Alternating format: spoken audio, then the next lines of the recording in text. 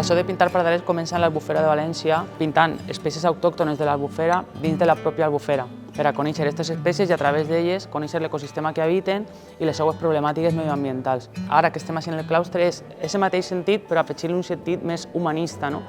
Els pardalets volen ser com una metàfora de lo que podria ser l'ésser humà. Són tots diferents, com nosaltres, però ells sí que tenen aquesta capacitat que nosaltres, tristament, no tenim d'anar tots com en la mateixa direcció, d'estar tots junts dins d'un ecosistema sense molestar-se, com cohesionant. Doncs la idea de l'exposició dins d'aquest claustre és aquesta, la d'alçar el vol junts, que ara, després del que ha passat en la Dana, s'ha fet superevident, perquè la gent en els pobles ha tingut que juntar-se per a poder eixir, ha sigut així o no havia altra manera.